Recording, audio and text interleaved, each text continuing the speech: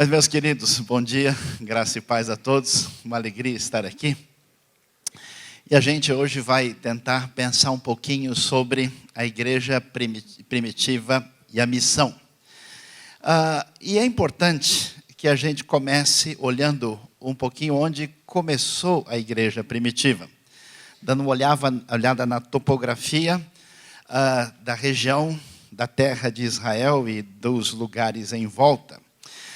E a finalidade de observar isso, não sei se você faz ideia, Israel hoje tem 21 mil quilômetros quadrados, do tamanho de Sergipe, e tem mais diferença de relevo do que o Brasil, com seus 8 milhões e 515 mil quilômetros quadrados.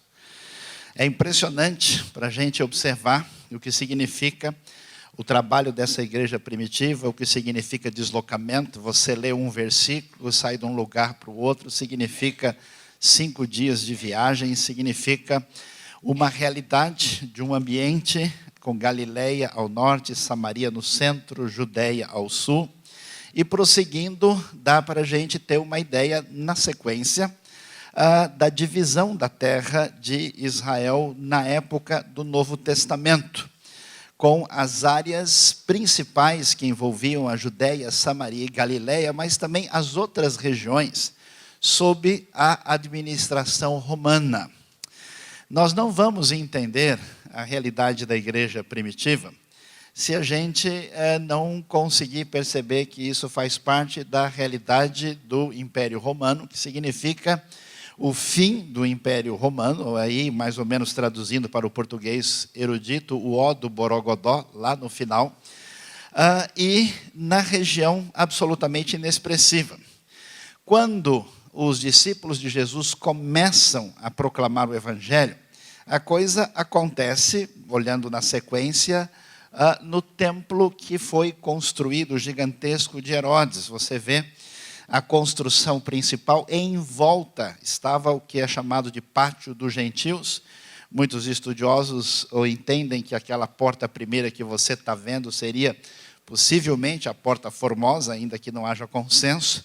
Depois temos o Pátio das Mulheres e depois a outra porta de Nicanor, no meio, que dava acesso ao lugar santo. E é interessante que a igreja começa com esses pequenos discípulos nessa cidade, com a sua limitação. Jerusalém, uma cidade pequena no mundo do Império Romano da época, com poucos discípulos nesse ambiente religioso. E saindo de Jerusalém, essa igreja, apresentada de maneira tão especial no livro de Atos, vai apresentar um desenvolvimento a partir de Jerusalém, Judeia, Samaria e confins da terra, através das pessoas de Pedro, Filipe e Paulo, com judeus, samaritanos e gentios, e chegando com a divisão estrutural do livro, praticamente tripartite, mostrando o enfoque absolutamente missionário da igreja primitiva. Assim, essa igreja, que começa ali historicamente em Jerusalém, e daqui a pouco estende o seu caminho e chega à região elevada, problemática, difícil de Samaria, na região ali que ficava um pouquinho ao norte das montanhas da Judeia. E em pouco tempo esse número de discípulos vai crescendo, e a partir do ano 46, nós vamos ter um impacto tremendo com o início das viagens de Paulo. Vale a pena entender isso no tempo e no espaço, porque Paulo vai fazer 3 viagens missionárias, e as suas viagens, começando com a famosa igreja de Antioquia da Síria, até hoje lá em Antáquia, o lugar marca essa realidade. Paulo, em apenas 12 anos, faz 3 viagens impressionantes. Aqui nós temos o roteiro da 3ª viagem, com uma extensão territorial, vamos dizer, um pouco mais ampla. E essa mensagem vai prosseguindo com força, vai atingindo os ambientes do mundo greco-romano, com a sua diversidade cultural.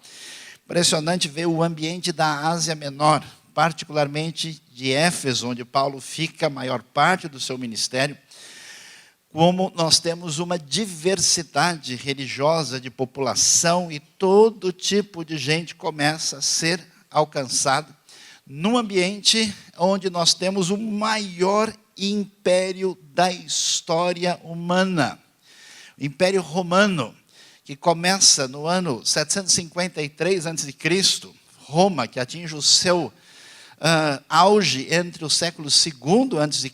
e o auge pleno no segundo século, na época de Adriano. Esse Império Romano, que só vai perder força no Ocidente no ano 476 e vai prosseguir no Oriente até 1453. E está vivo até hoje, porque você continua falando latim, ainda que o seu sotaque seja um pouco diferente, com a influência de um lugar chamado Lusitânia. Mas as nossas leis são romanas, nossas cidades. Esse ambiente, essa referência de civilização é abalada profundamente pela mensagem, pela vida desses galileus estranhos e que cheiravam a peixe de uma maneira impressionante. E assim, na linguagem de Atos, eles vão chegar aos confins da terra, chegando finalmente ali ao centro da grande metrópole do mundo, com 1,5 milhão de habitantes, no império com 60 milhões de pessoas. E isso é forte, prossegue até o ponto, para a gente seguir a sequência, vamos ver várias imagens agora no começo, ver que com muito impacto, especialmente a partir de Éfeso, toda a região da Ásia Menor e províncias adjacentes começa a receber o impacto, primeiro do ministério de Paulo, depois do ministério de João, e quando o tempo passa, rapidamente nós vamos ver uma coisa impressionante. No primeiro século, grande parte da região da terra de Israel, de onde hoje é Líbano, a terra onde hoje é Turquia, Chipre, Grécia, norte da África, e já na Itália nós temos presença de comunidades cristãs muito expressiva. Um pouco mais adiante, dá para a gente sentir a força e a multiplicação. Essa realidade da igreja cresce com força ao ponto de já atingir o extremo do outro lado do continente do norte da África, e já na parte central da Europa, onde nós temos hoje terras que estão ligadas à França e à Alemanha. E quando a gente chega no terceiro século, é impressionante. Nós já vamos ter lugares onde a maioria da população cristã já está presente em certos cenários. Até hoje se discute em que medida Constantino se torna cristão por conveniência em função do que aconteceu no Império, ou se aquilo foi fruto de uma experiência legítima. É impressionante esse crescimento. Eu já tentei fazer vários exercícios intelectuais contra a minha fé. Sempre fiz isso e até hoje não consegui nada que pudesse balançar a fé na bendita pessoa de Cristo Jesus. Era muito novo, resolvi ler o livro do Bertrand Russell, Por que Não Sou Cristão? Saí de lá 3 vezes mais cristão do que antes. E uma das coisas que fiz é tentar explicar o cristianismo o máximo possível, pelas referências econômicas, políticas, sociais, e até hoje não consegui me convencer como um simples rabino estranho da Galileia, seguido de 12 indivíduos que não eram grande coisa, muito parecido comigo e com você. Um traiu, o outro negou, os outros nem para negar não estavam lá, já tinham fugido antes. Esse evangelho, que não teve força política, econômica, coisa alguma, teve um impacto tão tremendo na história do Ocidente, na história da Europa, na história da civilização, e ninguém, do ponto de vista histórico, é mais importante do que a pessoa de Cristo Jesus, nosso Senhor.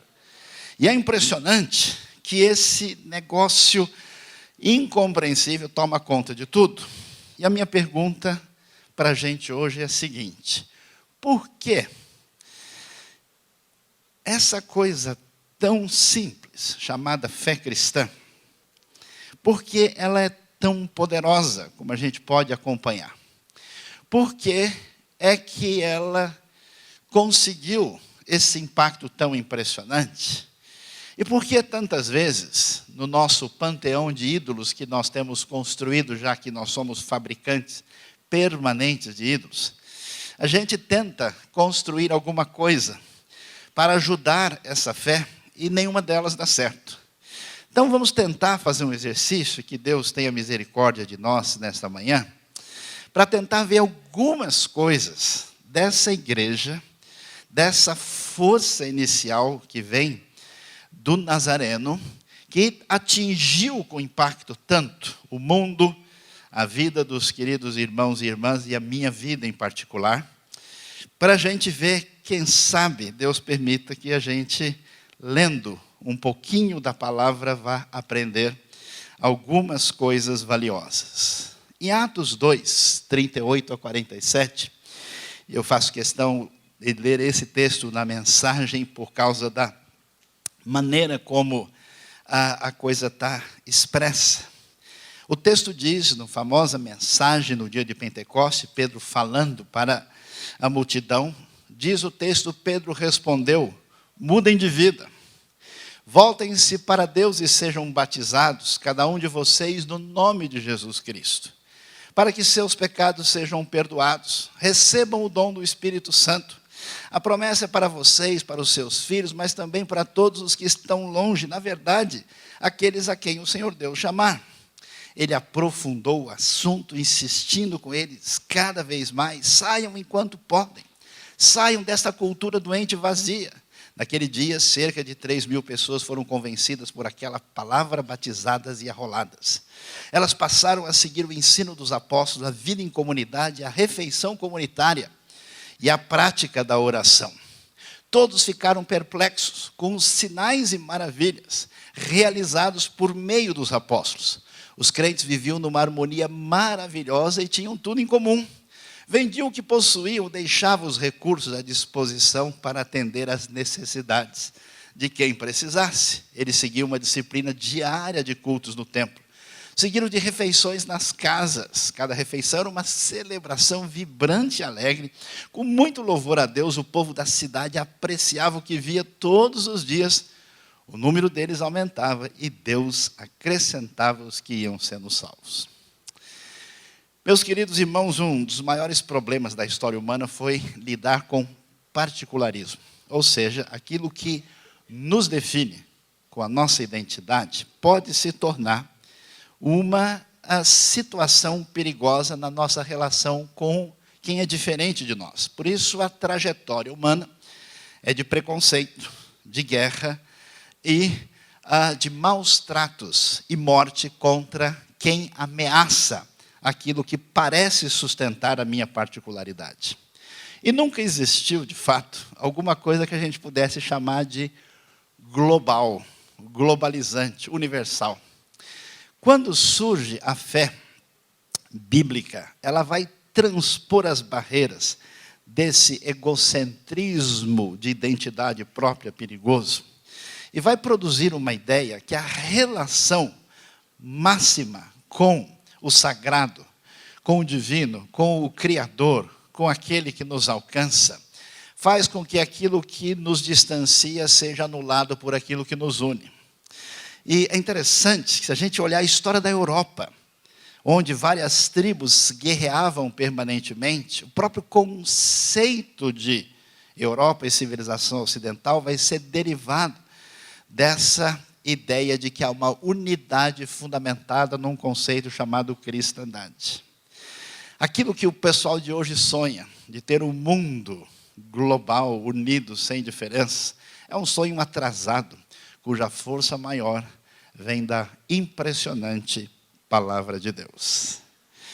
O povo que começa a pregar o evangelho, criados no ambiente judaico do primeiro século, que liam o Tanar, a lei, os profetas e os escritos, e que não estavam reféns da hermenêutica que se desenvolveu naquele ambiente religioso específico, eles começaram a entender o que era uma missão global. Uma missão que às vezes a gente não entendeu. Lendo Gênesis, Êxodo, Levítico, Números e Deuteronômio, os profetas, os salmos, a gente vai descobrir que a razão de ser de Israel, nação eleita pelo Senhor na primeira aliança, era essencialmente de ser bênção para as nações. Você vê isso na chamada de Abraão, você vai ver isso através dos textos, por exemplo, de Êxodo 19, quando a nação é chamada de reino de sacerdotes, eles deveriam aproximar os outros povos.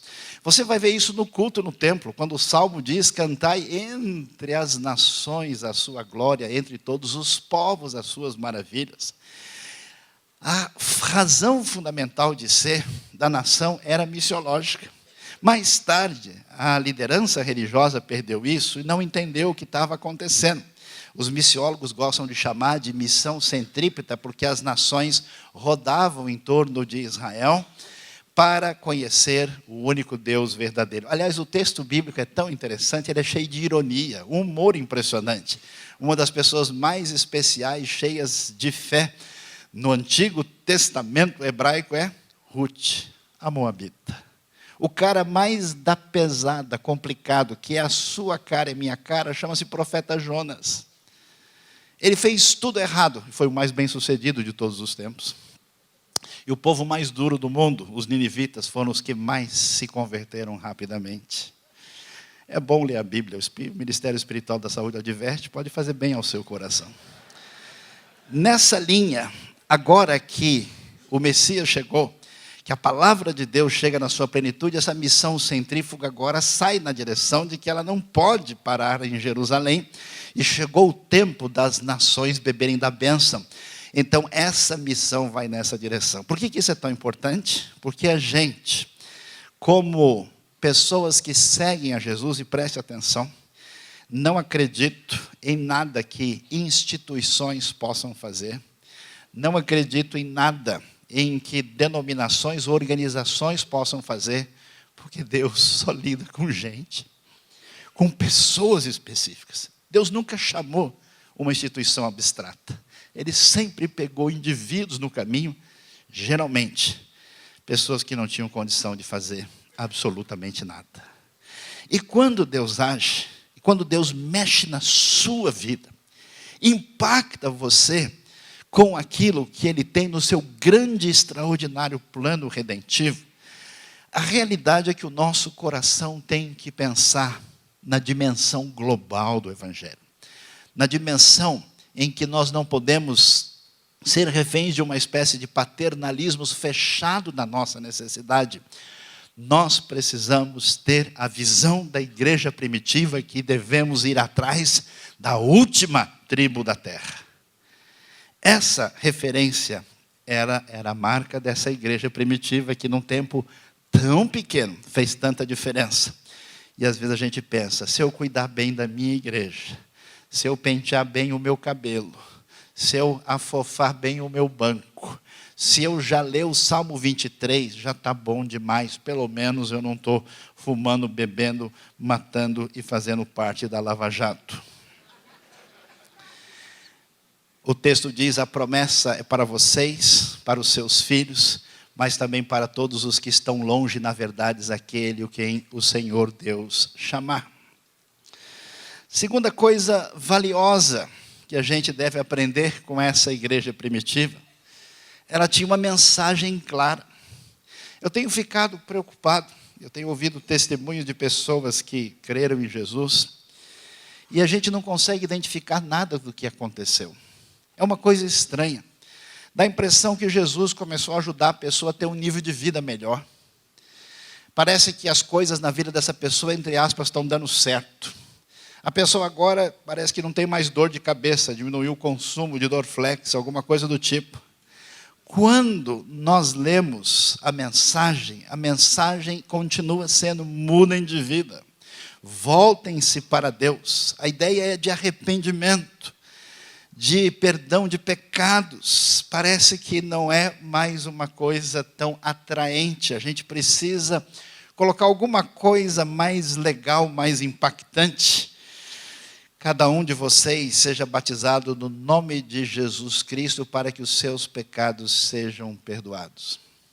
Fiquei tão impressionado com o testemunho do maior teólogo do século XX, não quer dizer que tudo que ele disse é necessariamente verdade. O senhor Karl Barth chegou aos Estados Unidos com seu sotaque alemão-suíço bem guturalizado, e ele escreveu Die Kirchliche Dogmatik, uma obra de 9 milhões de palavras, um negócio gigantesco. Acho que só ele conseguiu ler toda. E aí chegaram para Barth e disseram: senhor Karl Barth, o senhor pode dizer o que o senhor pode falar sobre a fé cristã? E ele, naquele inglês que você deve agradecer a Deus porque é pior do que o seu, respondeu: Yes, Jesus loves me, the Bible tells me so. Sim, Jesus me ama, a Bíblia assim o diz. Meus amados irmãos, o Evangelho continua sendo a mensagem do perdão dos nossos pecados e nada pode substituir isso. É interessante que essa igreja que surge é a igreja da palavra. As pessoas que eram impactadas com o perdão passaram a seguir o ensino dos apóstolos. Às vezes eu tenho ficado triste na minha vida, porque tenho encontrado muitos queridos irmãos e irmãs que servem a Deus de coração, que têm a melhor das intenções. Mas no meio do caminho, essas pessoas começam a olhar para a sua Bíblia e dizem: será que esse negócio aqui tão empoeirado, com algumas ideias tão ligadas a um contexto tão antigo, talvez a coisa não seja tão assim como eu imaginei quando eu fui para o seminário, assim, pela primeira vez, todo cheio de alegria. E a pessoa, então, aos poucos começa a escolher uma linha psicológica de interpretação da realidade. E claramente coloca essas teorias na sua mensagem, na sua reflexão. Uma interpretação parcial, sujeita ao zeitgeist, a um tempo específico, que teve sentido histórico que se desatualiza em 15, 20 anos. A pessoa escolhe um filósofo. Eu soube de um pregador que começou a basicamente pregar Martin Heidegger nos seus púlpitos. Outras pessoas são talvez mais eficientes, porque pegam um negócio pragmático que dê certo e faça a igreja funcionar. Afinal de contas, a gente tem que pagar as contas no final do mês. Elas passaram a seguir o ensino dos apóstolos. Nosso povo precisa de doutrina da palavra de Deus. Eles precisam entender que na salvação existe expiação, propiciação, reconciliação, justificação. Cristo tirou os nossos pecados, a ira divina não cai mais sobre mim. Acabou a inimizade, eu levantei a bandeira branca. Agora Deus, apesar de eu ser tão mau, me vê como justo, porque a justiça de Cristo foi transferida a mim. Essa salvação é uma salvação muito especial. Ela envolve uma série de questões básicas importantes para a minha própria vida. Precisamos ensinar as pessoas e nada pode substituir isso. E o que diz a palavra de Deus em 1 Coríntios 1, 21? Que Deus decidiu salvar o mundo pela loucura da pregação. A gente tem substituído a pregação por coisas que parecem melhores no primeiro momento. Até traz mais gente no próximo domingo. Estou vendo que nossa riqueza, nossa capacidade de gestão, nossas articulações eletrônicas, tudo aquilo que tem o seu valor, em vez de ser um elemento periférico que trabalha em função do central, começa a ocupar o lugar indevido. E aí a coisa fica difícil. Meus queridos irmãos, a única esperança da sua vida é a bendita palavra de Deus. E não há condição de construir a igreja que é tão simples, é pregar o texto do jeito que ele está. E esse texto é importante, esse texto é impressionante, porque no texto bíblico existe ensino, verdades que direcionam a nossa vida e alimentam o nosso entendimento. Esse texto forma pessoas, as virtudes. Eu fico impressionado com a nossa igreja poderosa dos nossos dias, em que você vê gente se desenvolvendo, potencializadas, mas o nível de misericórdia dessas pessoas, a postura de lealdade, as virtudes essenciais que às vezes você encontra em pessoas que ainda possuem isso em função da imagem de Deus, começam a desaparecer, e alguma coisa errada em grande parte da realidade que a gente vive. A mensagem, a palavra pregada, forma caráter, transforma atitude para mudança de comportamento e de vida. Eu acho complicado como a gente basicamente criou uma teologia particular onde a gente simplesmente tenta definir os limites de um comportamento de uma pessoa sobre coisas feias que os crentes não devem fazer. E a pessoa fica só ali tentando não pisar fora do quadrado. Então ele não pode beber, se embriagar, não deve usar drogas, não deve ver filmes muito feios, não deve fazer isso, não deve fazer aquilo. E a gente começa a acreditar que isso é cristianismo. E existe uma série de leis e regulamentos evangélicos que nem coincidem com os bíblicos. E eu vejo pessoas afundando nisso sem nenhuma vida espiritual real. Sabe por que é tão importante pregar a palavra de Deus? Porque ela atinge o fundo do seu coração, ela cura. Ela mexe no ponto, atinge o nervo de lugares, ela traz libertação. Procure expor a Bíblia e você vai ver o impacto. Essa palavra preenche, traz vida. Não sei por que as pessoas do ambiente religioso são marcadas por pessoas sisudas e distanciadas de um desfrutar da vida. Parece que, eu gosto de dizer, né, que Deus quer que a gente seja diferente, mas alguns preferem ser esquisitos. A gente não associa, enquanto a realidade do Evangelho é marcada por essa pregação que é definida por ensinar, formar, transformar, curar e preencher. Interessante que essa igreja primitiva era uma igreja que funcionava pelo poder do Espírito. Isso é tão valioso. Se nós queremos fazer a missão, os irmãos devem saber que o Espírito está soprando em algumas direções. Eu fiquei tão impressionado em minha vida ao ver certas coisas, ao perceber como, por exemplo, hoje, com um poder impressionante em vários lugares da Ásia, o Espírito de Deus está atuando com um sopro tão forte, de maneira impressionante.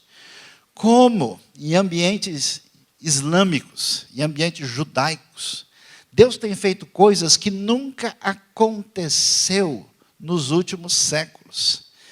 E a gente planeja, a gente usa a nossa estúpida inteligência, faz sentido a teologia do jumento, a gente tenta articular e colocar tudo de um jeito, e a gente não vê que em Atos, a igreja estratégica, com todos os seus pontos tão úteis, é a igreja do Espírito. E Deus é muito legal, porque Ele vive trolando a gente. Acho tão interessante, Deus chama Paulo para pregar o Evangelho na Macedônia, e ele tem um sonho, ele chega lá, a primeira coisa que ele encontra é uma confusão, e ele vai parar na cadeia. Deus chama Moisés, quando Moisés está animado para servir a Deus, Deus diz, só para ficar mais legal, eu vou endurecer o coração do faraó. O poder do Espírito é impressionante. Essa igreja, eu acho que os primeiros milagres quando aconteceram, até o cara levava um susto.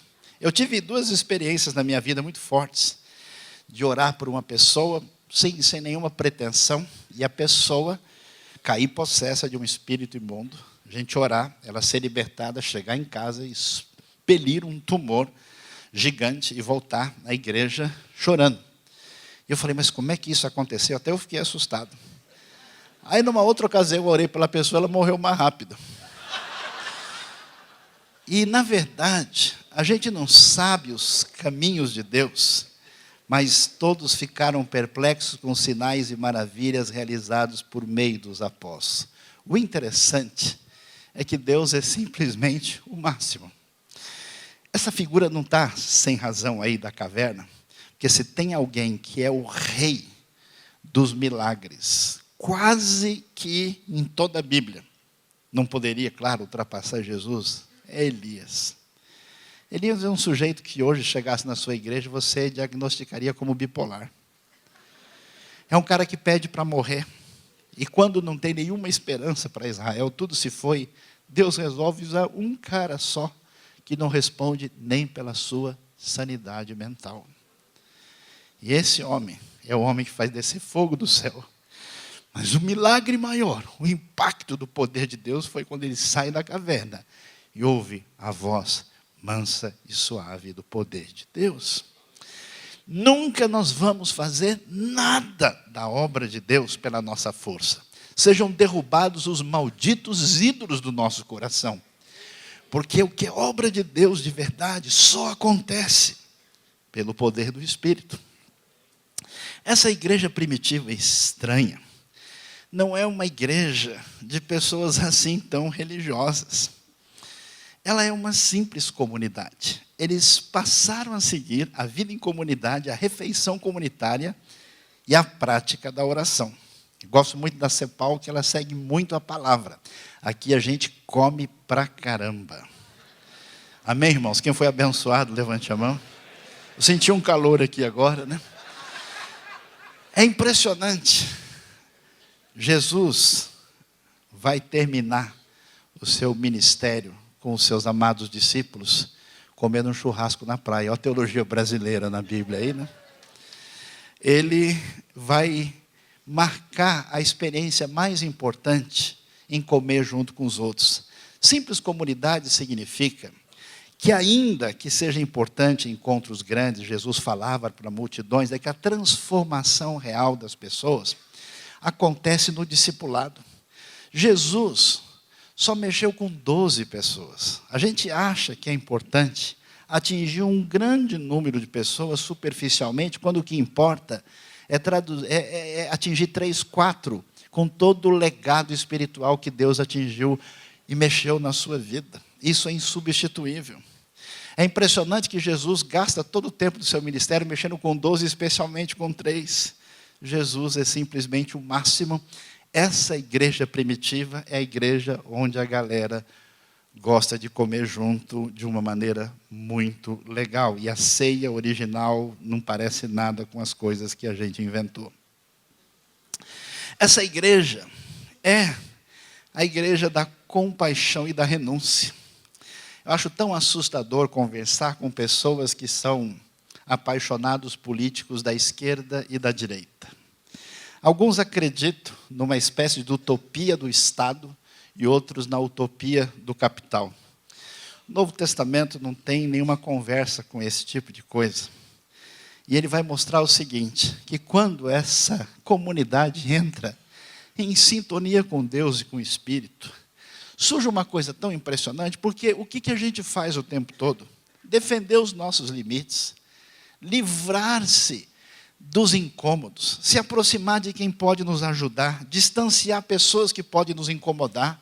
Nós somos malditos castelos de egocentrismo que só a graça de Deus para derrubar. Quando Deus age, é tão bonito, eu acho tão especial isso. Eles viviam numa harmonia maravilhosa e tinham tudo em comum. Queria que você pensasse, em vez de imaginar como é que Deus vai levar você a lugares mais altos e importantes, quando é que Deus vai tirar tudo de você, da sua vida, para poder ser canal de bênção para os outros. Ninguém pediu nada, não teve campanha. Eles é que vendiam o que possuíam, porque aquilo perdeu valor. Deixavam os recursos à disposição para atender a necessidade de quem precisasse. No nosso mundo, onde o tráfico de pessoas aumenta, onde tem gente sendo sequestrada e assassinada para se vender o rim, e a gente está discutindo qual é o tipo de instrumento que Deus prefere, a gente precisa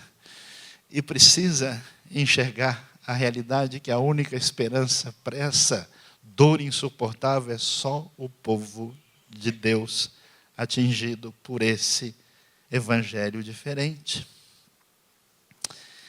A coisa tão especial que essa igreja primitiva tinha, e que infelizmente a gente não tem tido muito, chama-se perseguição. Você acha mesmo que é por acaso que isso está lá? Atos 8, tão especial. Aqueles primeiros cristãos aí, tão frágeis como a gente, eles não saíram para obedecer a missão, mas Deus permitiu uma grande perseguição contra a igreja em Jerusalém.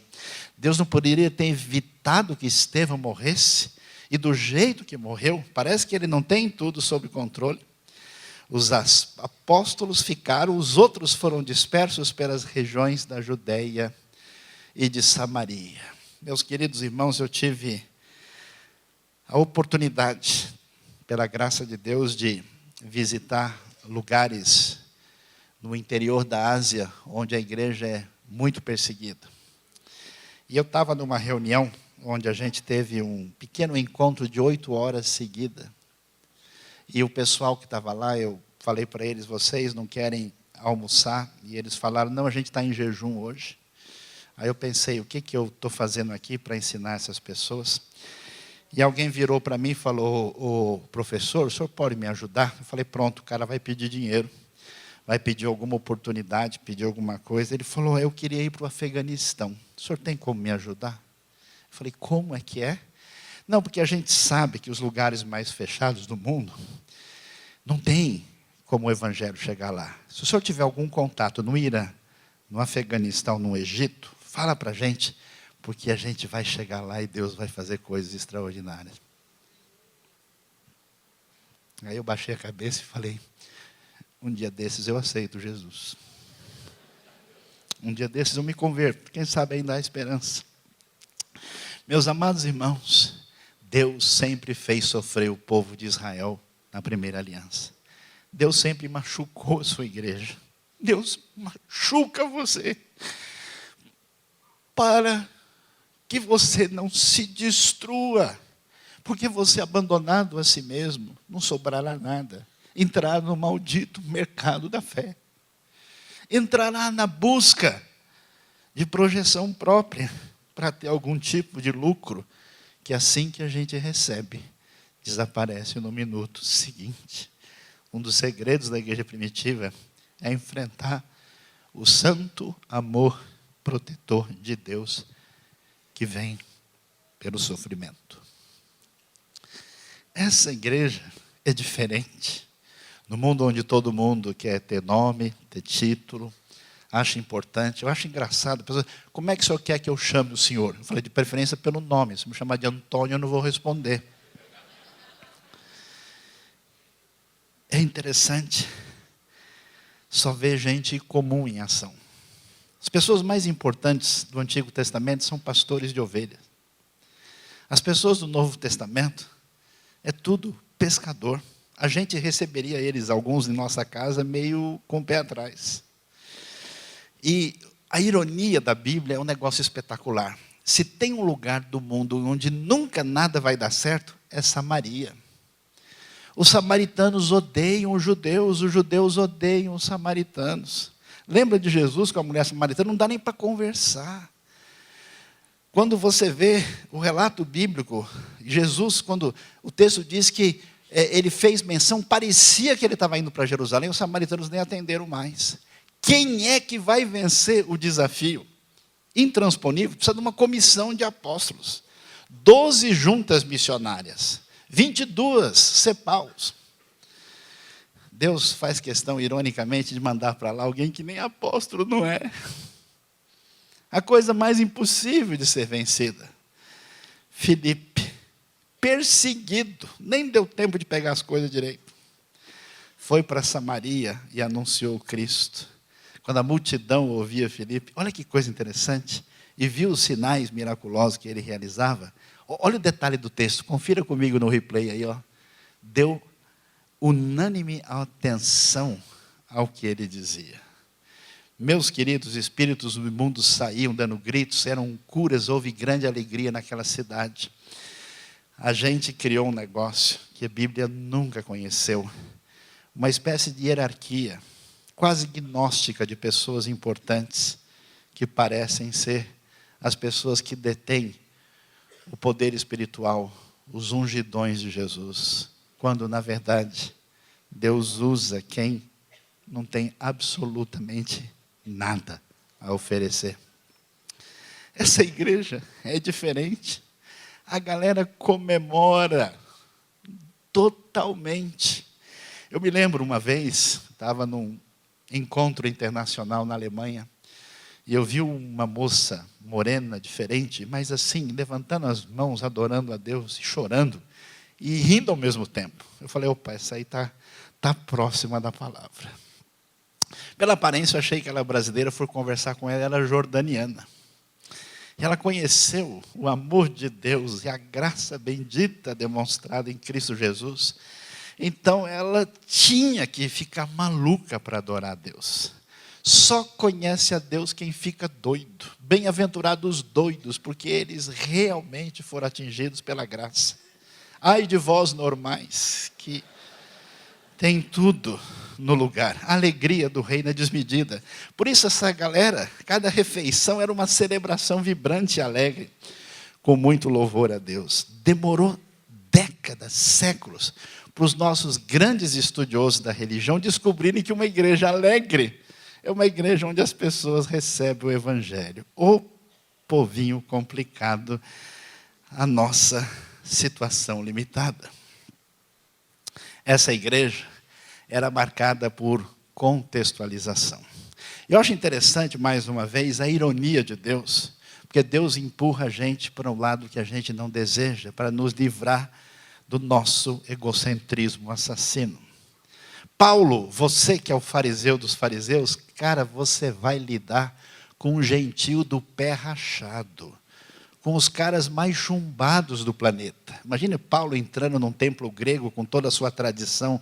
É igual um pré-besteriano e um baptista juntos assim, nesses ambientes que nem convém mencionar entre os santos. Se tem um lugar onde o evangelho não dá certo, vai ser em Corinto. Deus chega para Paulo, Paulo, tenho muita gente nessa cidade. Sabe o que é missão? Missão é a gente sair fora de tudo aquilo que é a nossa segurança na direção de quem é completamente diferente. Preste atenção. A gente não consegue nem mudar a música que a gente canta. A gente não consegue nem ler a Bíblia numa outra versão. A gente não consegue nem conversar de boa com uma pessoa que não é crente e escutar a pessoa. Será que ficamos loucos? Será que nós não temos a mínima condição de permitir que Deus quebre o nosso falso centro de sustentação, para que a gente entenda que a pessoa por quem Ele morreu é mais importante do que tudo? Jogue fora tudo aquilo que é secundário em relação ao Evangelho. A pergunta que fica para a gente no final é: o que realmente aconteceu com essa galera, com esses pescadores estranhos, que atingiu eles desse jeito, que eles conseguiram fazer aquilo que era impossível? A gente vê o que Paulo fez, a gente vê o que Pedro fez, e eu queria caminhar para o final da nossa reflexão para sugerir um pouquinho sobre a fonte da missão. Eu queria pensar um pouquinho no apóstolo João. Se você vê bem direitinho a história de João, João é um sujeito que quando está com Jesus e encontra a galera lá de Samaria, o pedido dele, a grande oração dele para o Senhor: Senhor, vamos descer fogo do céu e destruir essa gente. Olha o lado evangélico de João aí. Ele era dos nossos. Deus é tão poderoso que Ele mexe até na vida de crentes. É impressionante. Conheci até gente que estava terminando o curso de teologia e encontrou Jesus. Olha que coisa.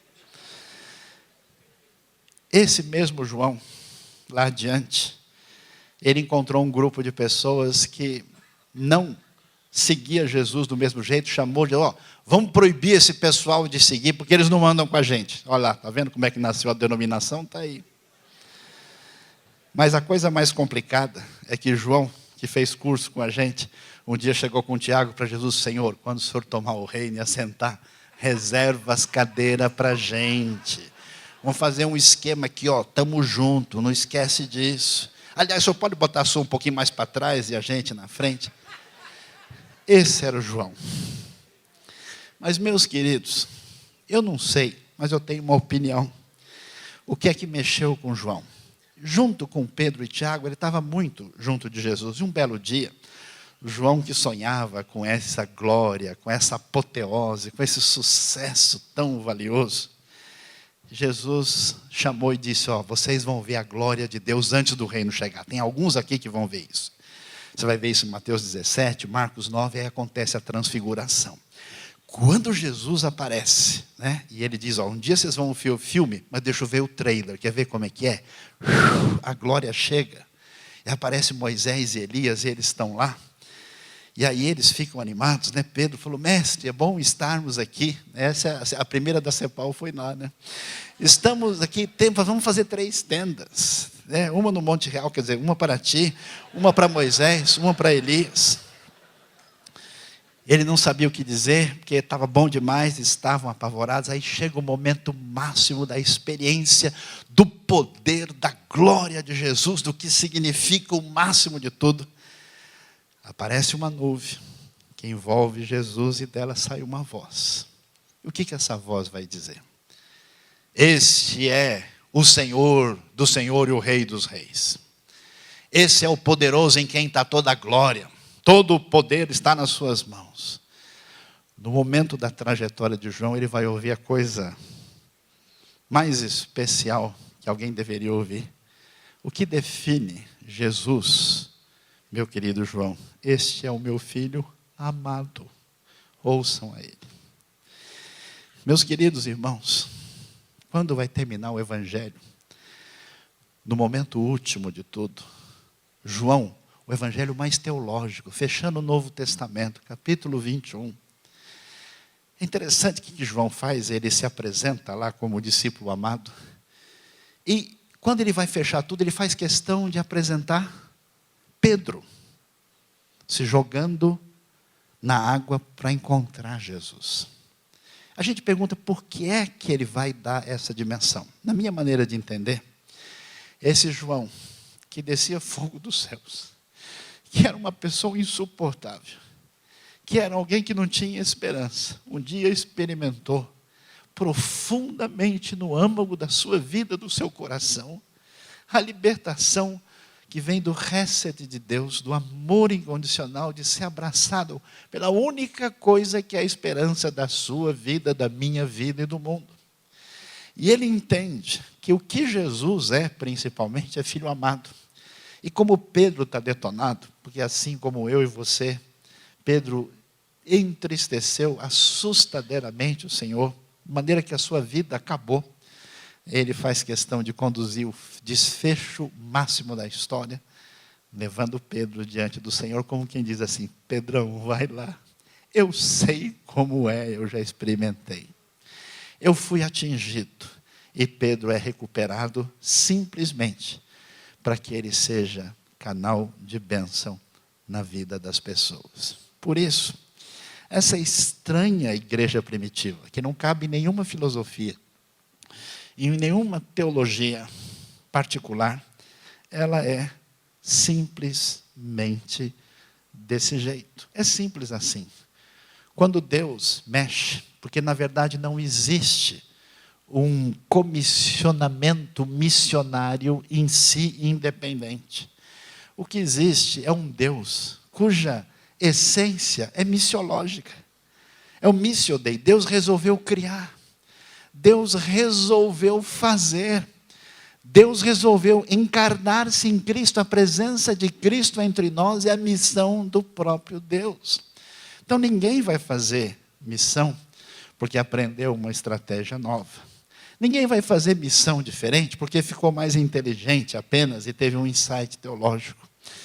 A missão é derivada de um coração que não consegue sossegar porque foi atingido pela graça de Deus. É como Jeremias: Deus, eu queria sair fora dessa coisa louca, porque você não pode fazer nada pelo mundo, eu também não.